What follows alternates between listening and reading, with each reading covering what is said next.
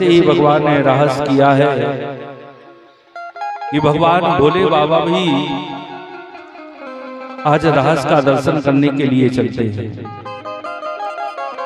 और भगवान भोले बाबा मैया पार्वती से कहती है कि आप हमको अपने साथ में ले चलो। मैया पार्वती जी ने भगवान को सुंदर गोपी का स्वरूप दिया और भगवान भोले बाबा गोपी बन के गए।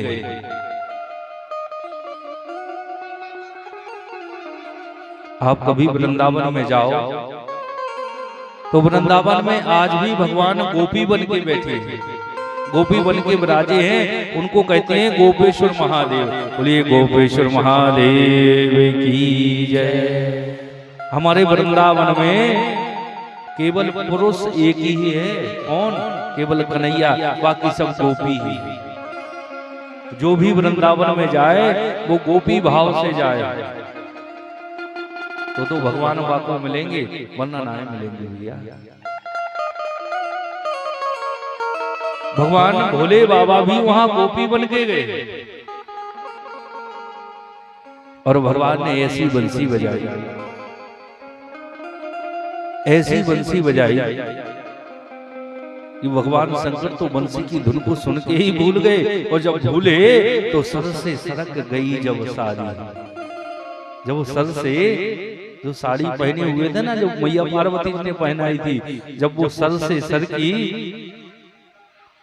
तो भगवान शंकर का जब दीदार किया कन्हैया ने तो मुस्कुरा गए। जय हो भोले बाबा। बोले दर्शन करने को चले आए हैं, भगवान का दर्शन किया है। भगवान से गोपियां और गोपियों से भगवान इतना प्रेम करते हैं। जरा हम इस बात को समझें कि भगवान से जो हम प्रेम करते हैं वो हमारा सांसारिक प्रेम नहीं है। हम लोग कहते हैं कि हम भगवान से प्रेम करते हैं। देखो सच्चा प्रेम क्या है, और प्रेम से ही भगवान हमें प्राप्त होते हैं। हमें भगवान प्रेम से ही प्राप्त होते हैं, लेकिन आज हमने प्रेम को दूषित कर दिया। भगवान हमें प्रेम से मिलता है और आज हमने प्रेम को दूषित कर दिया है। कैसा दूषित कर दिया है? जरा विचार कीजिए एक मिनट के लिए साहब। एक बहन अपने भाई से क्या करती है? प्रेम करती है कि नहीं करती? एक भाई अपनी बहन से क्या करता है? प्रेम करता है। माँ अपने पुत्र से क्या करती है? प्रेम करती है।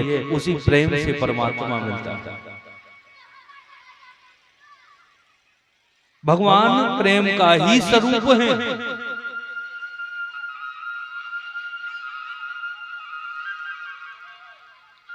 आज हमने प्रेम को ना जाने कहां ले जाके रख दिया है।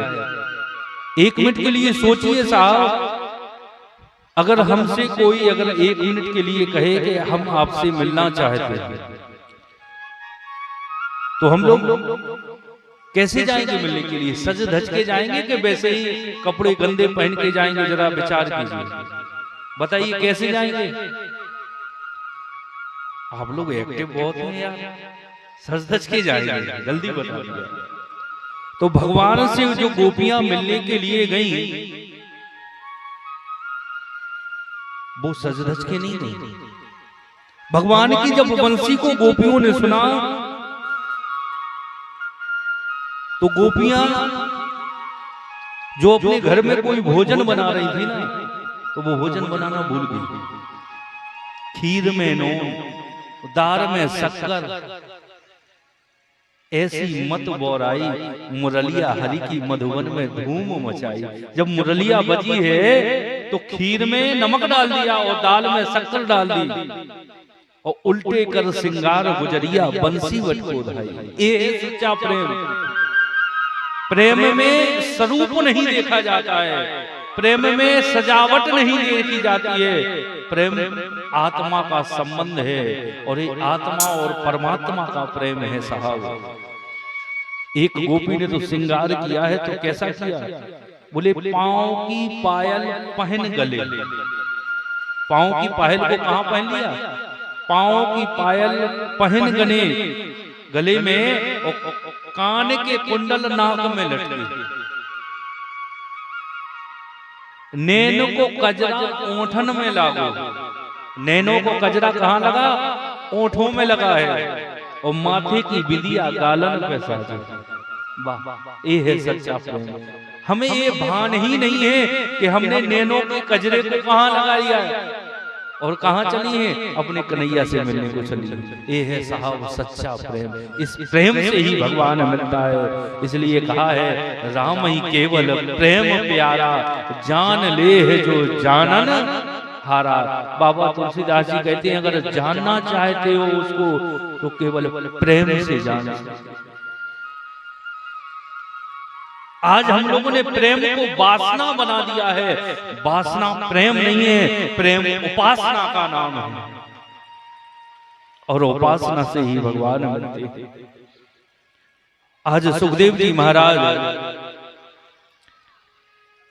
से राजा पारीक्षित ने पूछा कि प्रभु भगवान का जन्म तो हुआ है धर्म की स्थापना करने के लिए, लेकिन भगवान तो यहाँ पर स्त्रियों के साथ में रहस्य कर रहे हैं। एक कैसा धर्म है? आगे चल के लोग क्या कहेंगे, कितनी उंगलियां उठाएंगे कि बताओ भगवान तो गोपियों के साथ में रहस्य कर रहे हैं।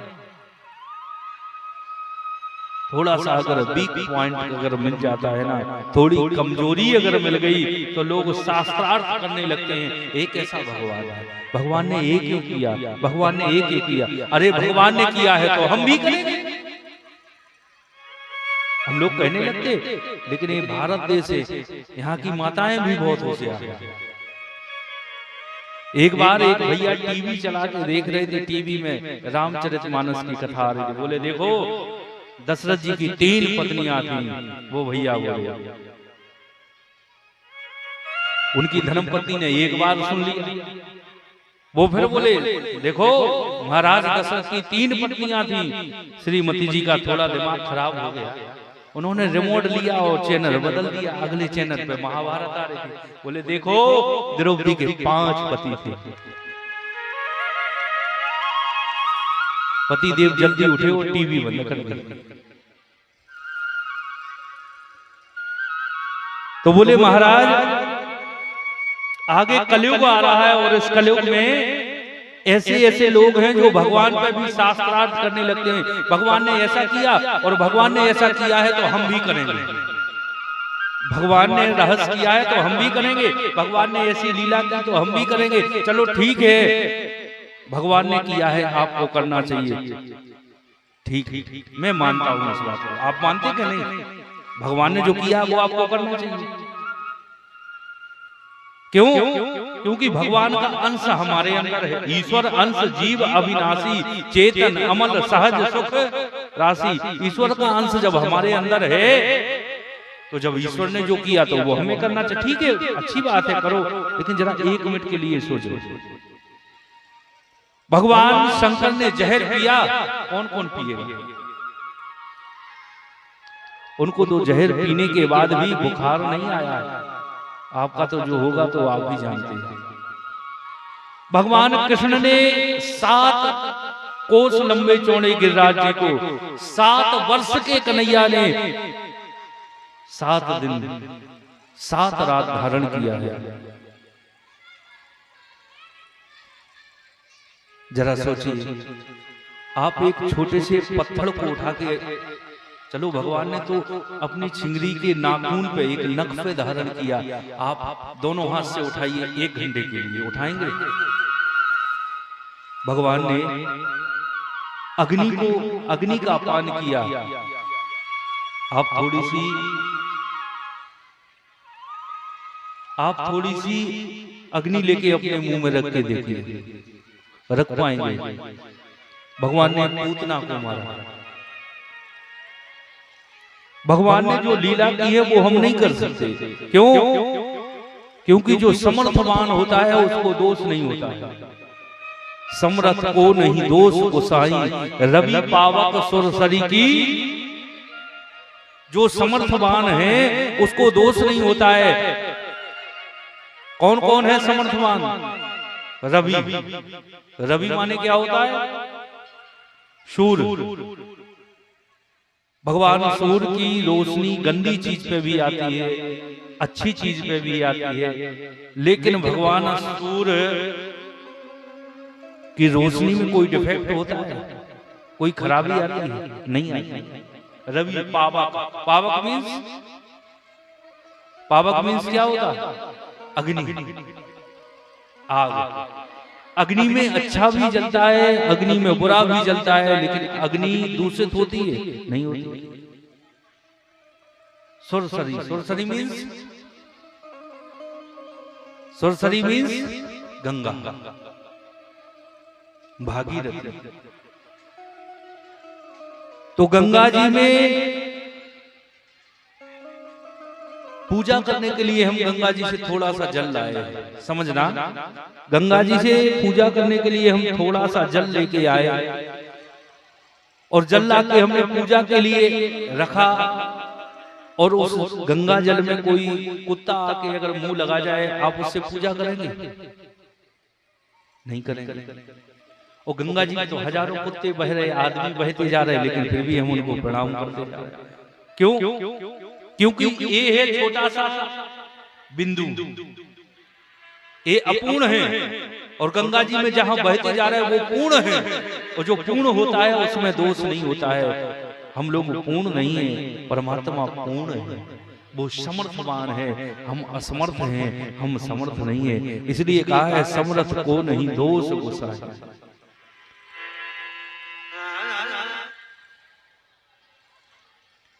महाराज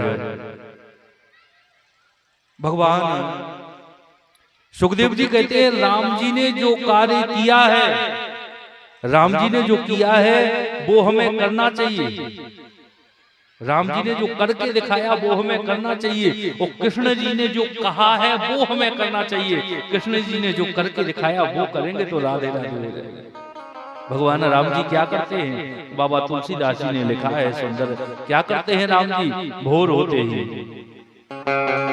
कि प्रात काल उठ के रघुनाथा, प्रात काल उठ के रघुनाथा,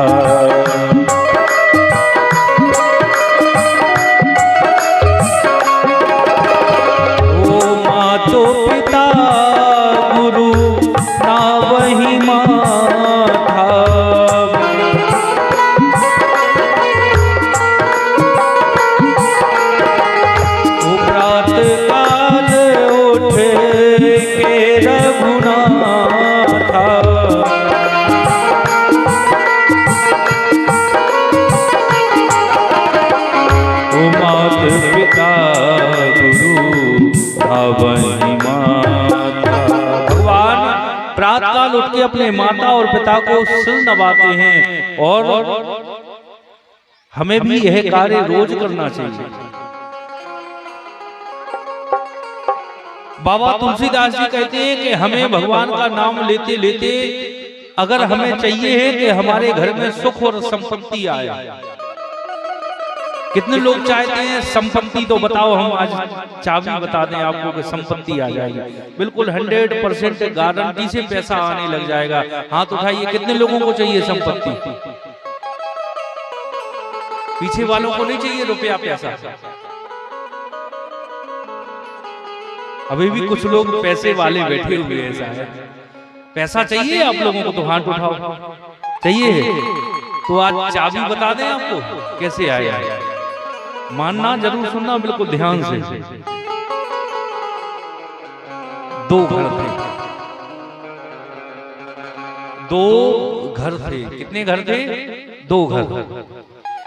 एक घर था सुमति वाले का, और एक घर था कुमति वाले का। सुमति, सुमति मतलब जिस घर में अगर 4 बहुएं हैं, 4 लड़के हैं, तो चारों एक से रहते। माता पिता ने कहा इस तरफ जाना है, इस तरफ, तो इस तरफ जाएंगे। जहां बड़ों का सम्मान होता है, बड़ों का सत्कार होता है, बड़ों की रिस्पेक्ट की जाती है, आदर किया जाता है वो है सुमति वाले का घर। अब समझ जाना कि मतलब हमारा कौन सा है। और एक है कुमति वाले का घर। कुमति वाले का कौन सा है? बोले जिस घर में कभी किसी का सम्मान नहीं किया जाता, अपनी अपनी चलाई जाती है। हमारे सास ससुर माता पिता कहें आज ऐसा करना है, बोले तुम क्या जानोगे, मॉडर्न जमाना है। जिस घर में कभी भगवान की पूजा नहीं होती है, भजन नहीं होता है, ऐसे कितने घर थे? 2 घर, एक सुमति वाले का और एक कुमति वाले का। तो सुमति वाले का घर और एक कुमति वाले का घर। बिल्कुल ध्यान से सुनना आप लोग। नारद जी आ गए और नारद जी जब आए तो नारद जी बोले, कुमति वाले के घर में पहुंचे सबसे पहले नारद जी बोले, कोई है क्या? बहू रानी बाहर आके झाड़ू लगा रही थी। क्या बात है? नारद जी बोले, मैं नारद हूँ। वो वाले नारायण नारायण। हाँ हाँ हाँ, बताइए क्या काम है? बोले मैं आपको वरदान देने के लिए आया हूँ। अरे तो फिर आइए ना, वेलकम, बैठिए। देने के आए हो तो बैठो, लेने आए हो तो उठो। बैठा ला। बोले मैं वरदान देना चाहता हूँ। कितने वरदान दोगे? नारद जी बोले 3 ही। बोले हाँ। बोले कोई भी चलेगा, जो मांगेंगे मिलेगा? बोले मिलेगा। तो वो बोले हमें वरदान दो। बोले बाबा जी जिस दिन से हमारी इस घर में शादी हुई है ना, जिस दिन से इस घर में शादी हुई उस दिन से गोबर फेंक फेंक के, गोबर फेंक फेंक के दुबले हो गए। हमारी शादी तो होने थी बॉम्बे और हो गई यहाँ। महाराज बोले हमारे लिए तो आप सुंदर सी राजकुमारी बना दो। नारद जी बोले तथास्तु। और जैसे ही नारद जी ने तथास्तु कहा, वो सुंदर सी राजकुमारी बन के तैयार हो गई। रास्ते से राजकुमार अपना रथ लेके जा रहे थे। उन्होंने देखा, अरे राजकुमारी वो भी यहाँ। उन्होंने हाथ बढ़ाया, बोले प्लीज कम। राजकुमारी ने जैसे ही हाथ दिया, राजकुमार ने पकड़ा और दोनों रथ में बैठे। और 1 2 3 अब उसका पति बाहर निकला। नारद जी अपना बीड़ा लिए खड़े हुए थे। ए महाराज, मेरी पत्नी को देखा है क्या? बोले वो अभी यहीं से निकली थी। वही? बोले हाँ वही है। कहाँ गई? बोले मैंने वरदान दे दिया, वो तो राजकुमारी बनी है। बोले हाँ राजकुमारी? बोले महाराज वरदान हमें दोगे? बोले 3 वरदान है, 2 बाकी रह गए। बोले जल्दी दो, मांगो। बोले जो राजकुमारी बन के गई है वो सुअर बन जाए। अब राजकुमार सोच रहे थे आज शादी हो जाएगी, राजकुमारी मिल ही गई है, कल सगाई की रस्म हो जाएगी। इतने में पास में बैठी बैठी राजकुमारी क्या बन गई? सुअर बन गई। राजकुमार सोचे अरे ये तो मायावी है। राजकुमार ने मारी जोर से एक लात। राजकुमारी वो सुअर नीचे गिर गई। अब बेचारा छोटा सा बच्चा चिल्ला चिल्ला के आया, माँ माँ। नारद जी बोले तुम कौन हो? बोले मेरी माँ को देखा। बोले तुम्हारी माँ तो राधे राधे हो गया। बोले वो तो सुअर बन गई। बोले बाबा कोई वरदान ऐसा दो कि मेरी माँ जैसी थी वैसे ही बन जाए। जरा विचार करो कितने वरदान दिए नारद जी ने, क्या मिला? कुछ मिला? अगर आपके घर में कुमति है, आपके घर में सुमति नहीं है, अगर आपके घर में कुमति रहेगी, हमेशा लड़ते झगड़ते रहोगे, घर के लोगों से बना के नहीं चलते, बाहर के लोगों से। क्यों दीदी, तुम्हारे घर में क्या हो रहा है?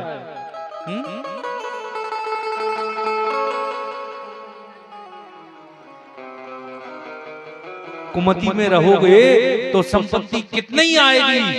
नारद जी भी वरदान देंगे, लेकिन फिर भी कुछ हासिल होने वाला नहीं है। अब नारद जी धीरे धीरे चल के कहां गए? अब नारद जी धीरे धीरे चल के गए कहां? सुमति वाले गए। अब जैसे ही नारद जी एक सुमति वाले के घर में पहुंचे, बहू उसके यहाँ भी झाड़ू लगा रही थी, सुबह का समय था, वो झाड़ू लगा रही थी। नारद जी पहुंचे, बोले महाराज प्रणाम। बोले सौभाग्यवती हो, मैं नारद हूं, मैं वरदान देने को आया हूं। वरदान? आप बैठिए, मैं अपनी सासू मैया को लेके आती हूँ, आप उनको दे देंगे। आजकल की बहू होती तो बोले हमको दे जाओ, अंदर बात ही नहीं जाएगी। लेकिन छिल्ला गांव की ऐसी बहुएं नहीं है, वो तो मैया को बुला के ही दिलाएगी। तो नारद जी बोले ठीक है। बहू अंदर गई, अंदर जाके अपनी सास से बोली कि माँ, ये कोई बाबा जी आए, वो कुछ वरदान देना चाहते, चलिए ना आप ले लीजिए। सास बेचारी अंधी थी, बोली बेटा तू चली जाना, मेरे को क्यों परेशान कर रही, तू जाके ले लेना वरदान, जो चाहिए वो मांग लेना। बोले नहीं नहीं नहीं, आप चलिए, आप मांग लीजिए। अब वो सास को पकड़ के लाई बाहर। बोले कौन है आप? मैं नारद हूं। नारद जिसकी बात कभी रद्द नहीं होती है, वही नारद? बोले हाँ। कैसा वरदान दे रहे हैं? बोले मैं आपको एक वरदान दूंगा। कितने? एक दूंगा। सोचिए जरा, कुमति वाले को कितने दिए? 3, और सुमति वाले को कितने? 1। मांगिए।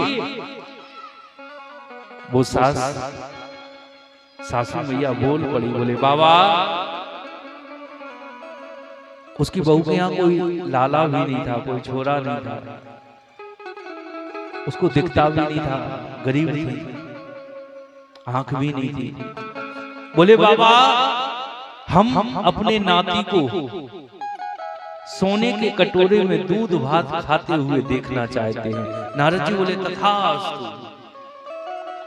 आशीर्वाद दे दिया। जरा विचार कीजिए क्या क्या मांग लिया उसने। हम अपने नाती को, तो सबसे पहले नाती मांग लिया, सोने के कटोरे में, तो गरीब थी तो क्या मांग लिया? पैसा भी मांग लिया। दूध भात खाते हुए देखना चाहते हैं तो क्या मांग लिया? आंखें भी मांग ली। वरदान एक दिया, लेकिन हासिल हुए 3, और कुमति वाले को दिए 3, तो हासिल हुआ है 0।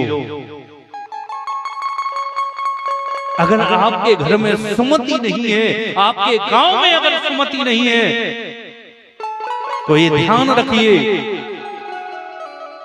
आप कभी आगे बढ़ने वाले नहीं हैं।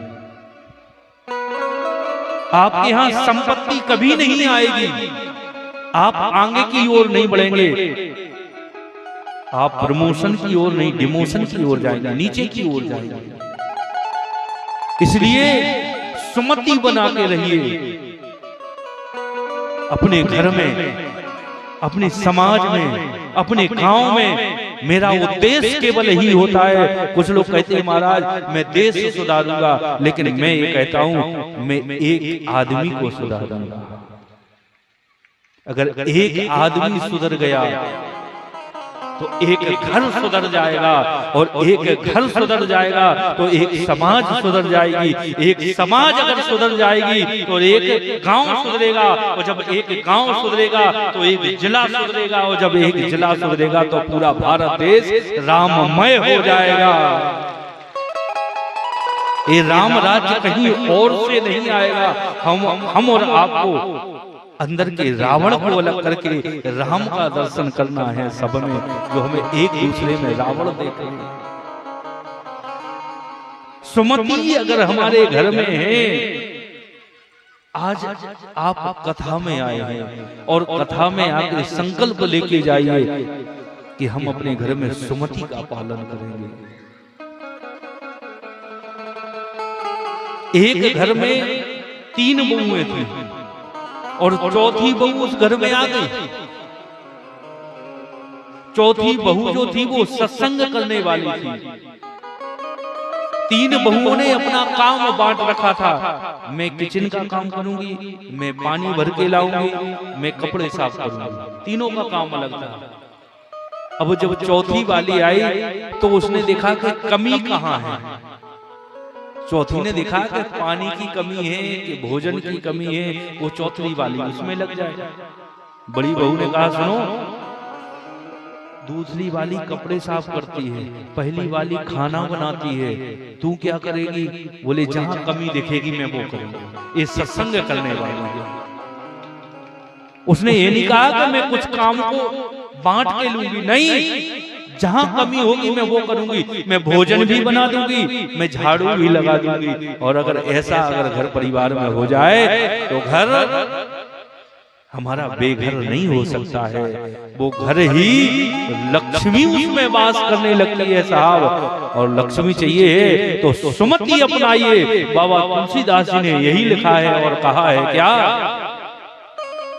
कि जहां सुमति तह संपत्ति नाना, जहां सुमति तह संपत्ति नाना।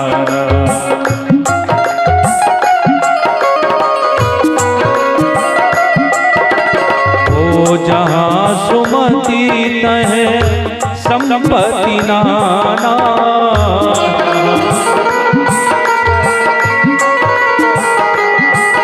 और जहां कुमति तह विपत्ति निधाना, जहां कुमति तह विपत्ति निधाना।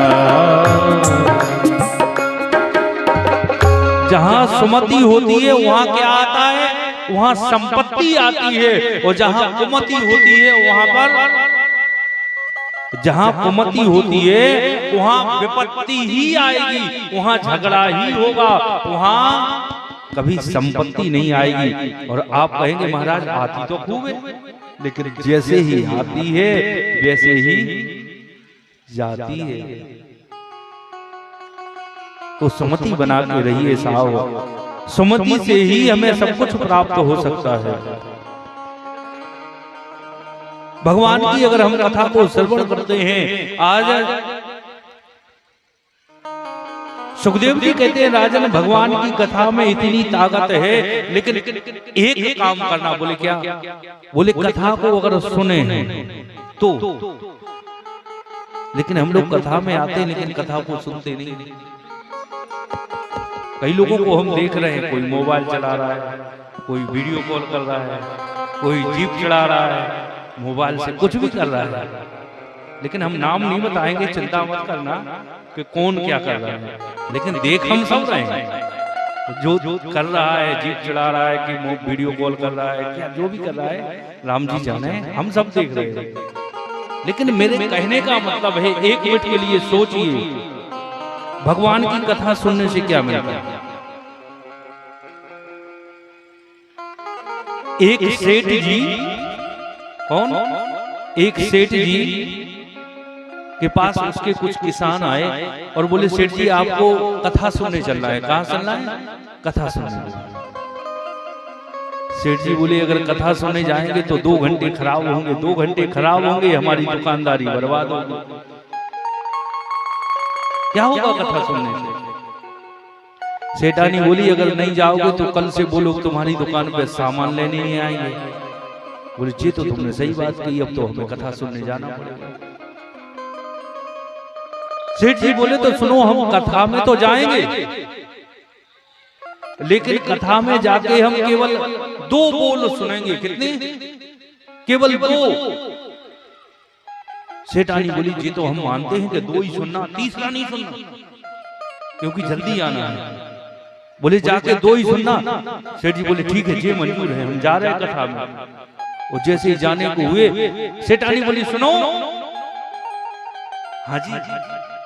बोले 2 बोल हमारे भी सुनाना। बोले अगर कोई माता जी हमसे पूछे क्यों कथा में क्या हुआ तो हम उनको जल्दी बता देंगे ऐसा हुआ था, दो हमारे सुनाना हमको बता देना। सेठ जी बोले ठीक। सेठ जी जैसे ही कथा में गए और पंडित जी भगवान की कथा सुना रहे थे, अरे पंडित जी ने देखा, अरे राम राम राम, आज तो सेठ जी कथा सुनने आ गए, ये सूरज कहां से उगाया, जीवन में पहली बार सेठ जी कथा सुनने आए। पंडित जी ने जैसे ही दूर से देखा तो पंडित जी बोले आ गए, सेठ जी बोले एक बोल हो गया, राधे राधे। पंडित जी बोले बैठ जाओ, सेठ जी बोले दो हो गए, दो और हो जाते। इतने में प्रसाद बांटने गए, बोल प्रसाद ले लीजिए। सेठ जी खड़े हुए तो पंडित जी बोले जा रहे, सेठ जी बोले तीन हो गए। पंडित जी बोले चले जाओ, सेठ जी बोले चार हो गए। बोलो भागवत भगवान की जय। अब सेठ जी जल्दी आए, अपनी दुकान खोली, दुकान खोल के रात को अपने घर पे गए, भोजन की तैयारी कर रहे थे। इतने में सेठ के घर में चोर घुस गए। कौन घुस गए? सेठ जी के घर में चोर घुस गए, और चोर घुसे और सेठ जी भोजन करके अपने बैठे थे। इतने में सेठानी बोली कथा सुनाओ। सेठ जी ने कथा को सुनाना प्रारंभ किया और चोरों को घर में घुसना हुआ। जैसे चोर घर के अंदर, सेठ जी बोले आ गए। चोर बोले सीसीटीवी कहां लगा है, बैठ जाओ। चोर बोले आ गए, बैठने को भी कह रहे सेठ जी। बोले सरदार यहाँ पे तो कुछ गड़बड़ है। बोले सेठ कह रहा है आ गए और बैठने को भी कह रहा है। बोले चलो और कहीं चोरी करेंगे। सेठानी बोली दो बोल हम आए और सुना। बोले जा रहे। चोर बोले भागो, बोले चले जाओ।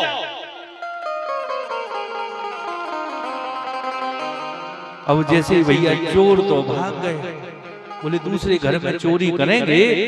इतने में सुबह सुबह सेठ जी अगले दिन कथा सुनने गए थे ना, तो 2 घंटा लेट हो गए थे। तो सेठ जी 2 घंटा पहले दुकान पे जाने लगे, जल्दी जल्दी दौड़ते दौड़ते दुकान पे जा रहे थे। वो चोर देख रहा था कि सेठ जी ने शायद देख लिया। बोले सेठ जी जरा रुको, सुनो हमारी बात।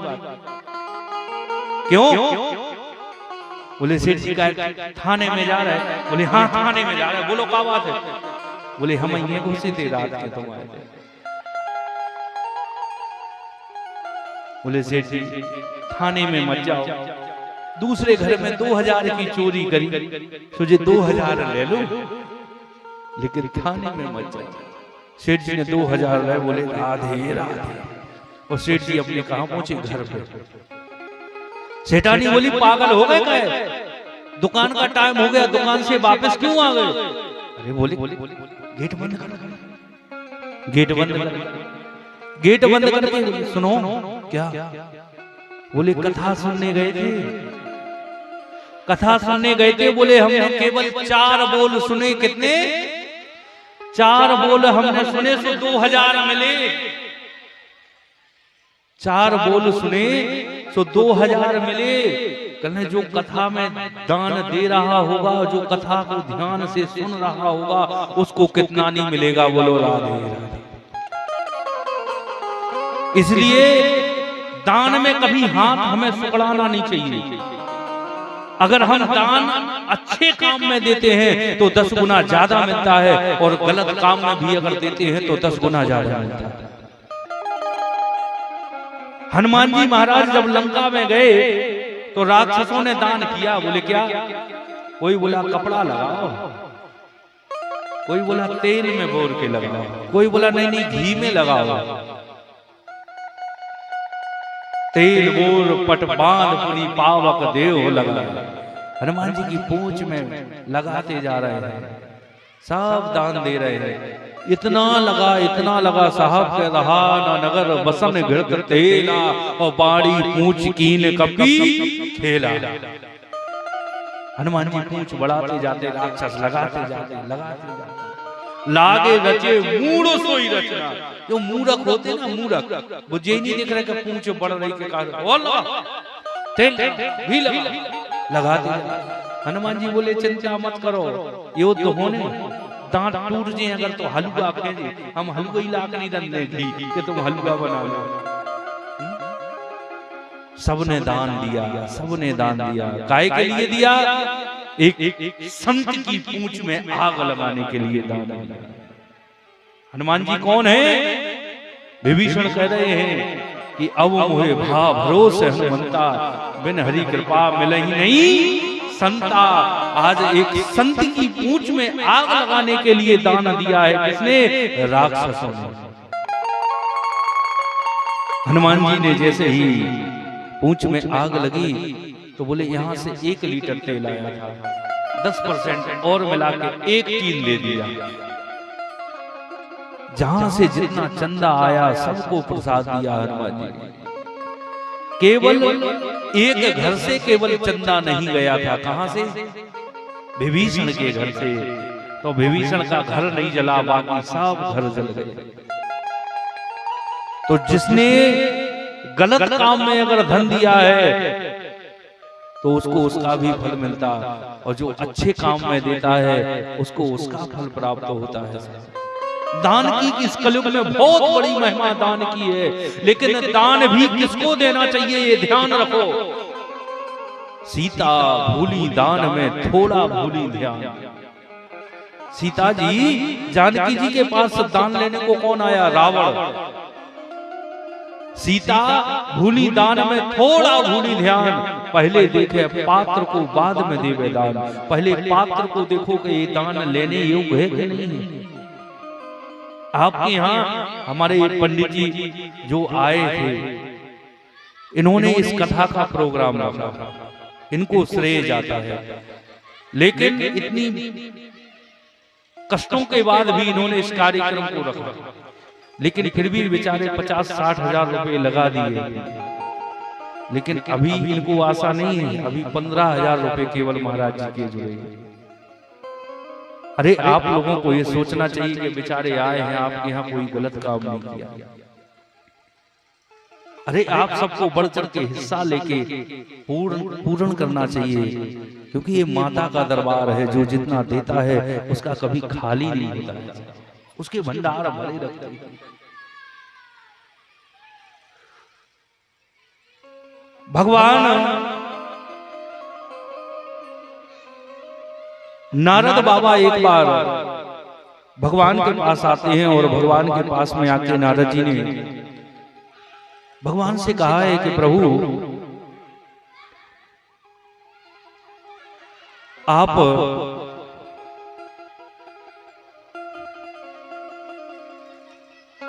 भगवान की लीलाओं को देख के नारद जी प्रसन्न होते हैं और भगवान के नाम का गुणगान करते हैं। तत्पश्चात आज नारद जी ने आके भगवान से कहा है कि प्रभु आप कंस को कम मारने जा रहे हैं।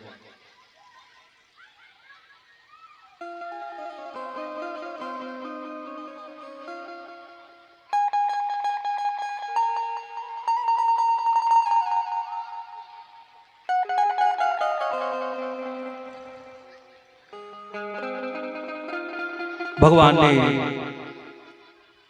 नारद बाबा से जब कहा, और नारद जी ने कंस से भी कहा, कंस से नारद जी बोले कि आप कृष्ण को कम मार रहे हैं, और कृष्ण भगवान से कह रहे हैं कि कंस को कम मार रहे हैं। और आज कंस ने अक्रूर जी को बुलाया है, अक्रूर जी से कहा कि आप जाइए वृंदावन, और वृंदावन में जाके आप कृष्ण और बलराम को ले आइए।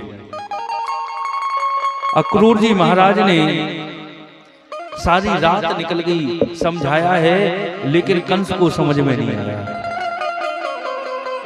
और अक्रूर जी महाराज भगवान को लेने के लिए चलते हैं। अक्रूर जी ने सुंदर रथ को सजाया है और मन में सोच रहे हैं कि आज हम चल के भगवान का दर्शन करेंगे, भगवान का आज हम दीदार करेंगे। रथ को सजा के अक्रूर जी चल रहे हैं। मथुरा से अगर आप वृंदावन जाओ ना तो कुछ ज्यादा दूर नहीं है, केवल 20 मिनट ही लगेंगे आपको।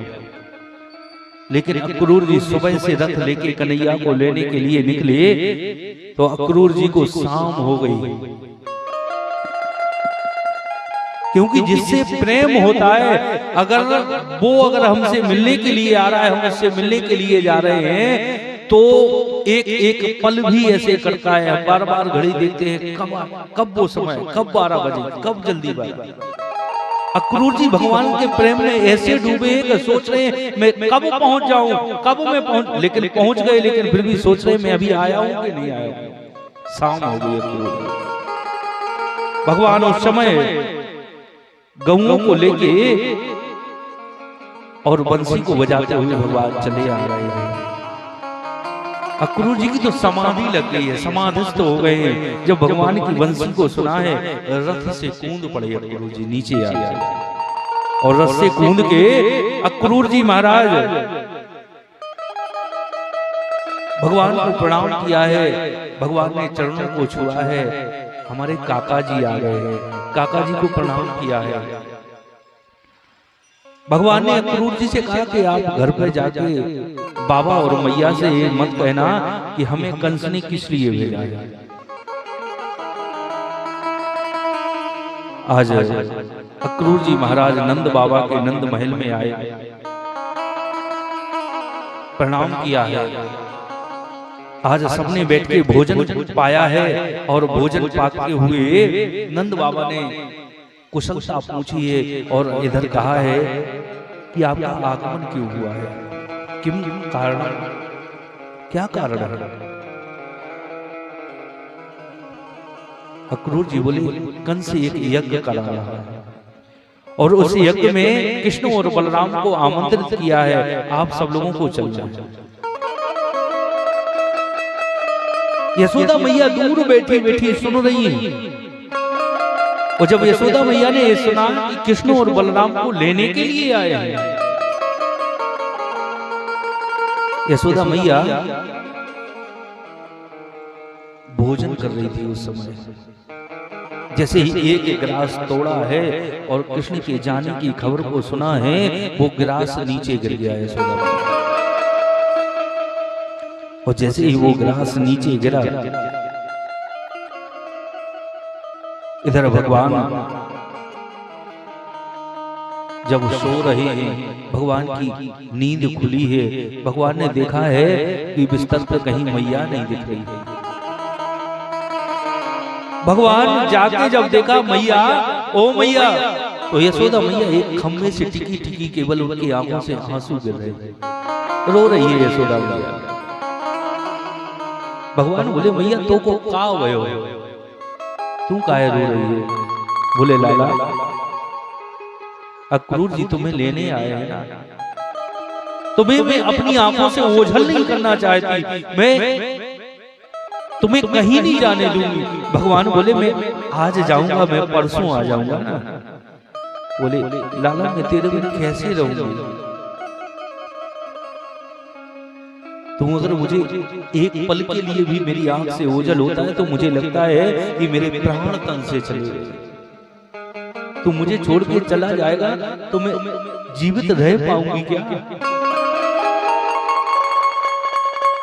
मैया यशोदा जी ने समझा के इतना समय गुजर गया कि सुबह 4 बज गए, भोर हो गई। और जब भोर हुई, नंद भवन का जब दरवाजा खोला गया तो लाखों गोपियां भगवान के दरवाजे बैठी, और गोपियां कह रही कि मैं जानती थी इसको, छलिया है। एक गोपी बोले जो मैं ऐसो जानती के प्रीत करे दुख होए, तो नगर ढिंडोरा पीटती के प्रीत न करियो कोई। अरे मैं अगर तुझे जानती ना तो मैं सबसे जाके कह देती कि इस छलिए से कोई प्रेम मत कर। ये गोपियां कहने लगी अहो विधाता, अरे हे ब्रह्मा, हमें लगता है तू ही तो नहीं कहीं अक्रूर को इतना क्रूर बना दिया है कि आज मेरे प्राणपति को, मेरे प्रीतम को मुझसे दूर करने के लिए आया है।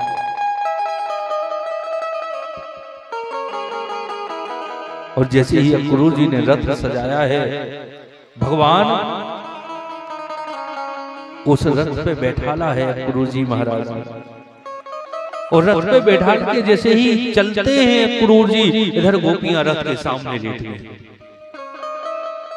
कन्हैया अगर तुम्हें जाना है तो ये रथ हमारे ऊपर से ले जाओ, हमारे प्राण निकल जाए और फिर हमारे कन्हैया को ले जाओ, हम जीते जी नहीं ले जाने देंगे।